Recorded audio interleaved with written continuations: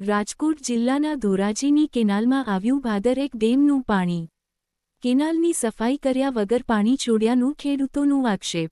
Canal સફાઈ વગર પાણી છોડી દેવામાં આવતા ખેડૂતોમાં રોષ। કેનાલની સાઇડમાં જારી જાખરાની નથી કરાઈ સફાઈ। કેનાલ સફાઈ ન થઈ હોવાને કારણે ખેડૂતોના ખેતર સુધી કચરો પહોંચશે। કેનાલ એક મહિનો મોડી છોડવામાં આવી હોવાનું પણ ખેડૂતોનું આક્ષેપ। કેનાલ મોડી છોડવામાં આવતા રવિ પાક ન પિયત અને વાવેતરમાં થશે વિલંબ।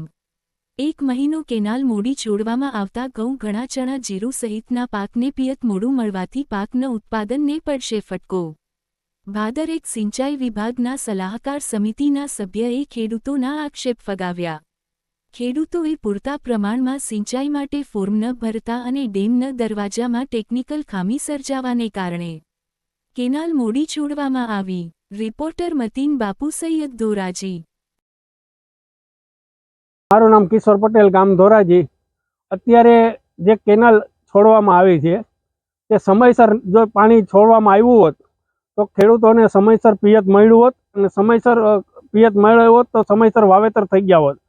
અત્યારે ખેડૂતોને જે સિંચાઈ આધારિત ખેડૂતો છે એને સમયસર વાવેતર થઈ શક્યું નહીં અને સમયસર પાણી ના છોડવાથી ખેડૂતોને સારી એવી નુકસાની વેઠવી જોઈએ। જે નવેમ્બર એન્ડમાં કેનાલ છૂટવાની હતી એને બદલે ડિસેમ્બર એન્ડમાં પાણી છોડવામાં આવ્યું અને કેનાલમાં જે સફાઈ કરવાની હતી કોન્ટ્રાક્ટરે સફાઈ કરી નથી, જેથી અધિકારીઓ અને કોન્ટ્રાક્ટરની મિલીભગત હોય એવું મને લાગે છે। એટલે જ આ કેનાલનું સમયસર સફાઈ કામ થયું નથી અને એમને પાણી છોડી દેવામાં આવ્યું છે, જેથી ખેડૂતોને આ બધો કચરો છે એ ખેતરમાં આવે છે, બિયારણ ખેતરમાં આવે છે અને ખેડૂતોને સારી એવી નુકસાની વેઠવી પડે છે। નામ અને વિગત? શાંતિલાલ વસરામભાઈ વેગડ અને સિંચાઈ સલાહકાર સમિતિનો સભ્ય છું અને કેનાલ માટે છોડવા માટેનો સલાહકાર સમિતિની મિટિંગ મળી હતી। મિટિંગની અંદર નિર્ણય થયો હતો કે 1 તારીખે કેનાલ છોડવાની, પહેલી તારીખે છોડવાની। તો કેનાલની અંદર બન્યું એવું કે નિયમ એવો હોય છે કે જે આપણે અહીંયા નક્કી કર્યું કે 5000 ફોર્મ આવશે એટલે 5000 ફોર્મ ના આવ્યા અને 15% ફોર્મ થાય તો કેનાલ છોડી દે, પણ ફોર્મ છે ને એ ખાલી 3200 ફોર્મ આવ્યા। હવે કેનાલી લોકોને છોડવી હોય તો મંજૂરી લેવી પડે। બીજા નંબરમાં જ્યાં છોડવાનો હુકમ કર્યો સરકારમાંથી મંજૂરી લઈને, તો કેનાલની અંદર પાટિયામાં થોડોક ફોલ્ટ થતા પાટિયા ઉચકતા નહોતા, એટલે એનું ટેકનિકલ કારીગરોને બોલાવી અને પાટિયા ઊંચા કરી અને કેનાલ છોડી। મારું નામ સુરેશ પટેલ, ધોરાજી ગામ મારું।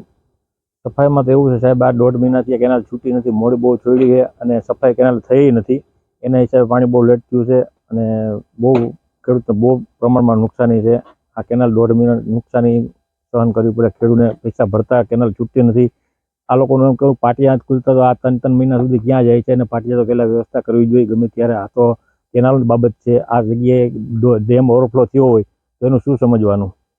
શું કહેશો, ક્યાં ક્યાં પાકોમાં વાવેતરમાં વિલંબ થયો? રવિ પાકમાં ચણા છે, ઘઉં છે, પછી ઘણી વસ્તુ છે, એમાં ધાણા છે, જીરું છે, ધાણા છે, એમાં બધામાં નુકસાની છે। 1 થી 1.5 મહિનો નુકસાની છે, આ ખેડૂતને ભોગવવી પડે એવું છે।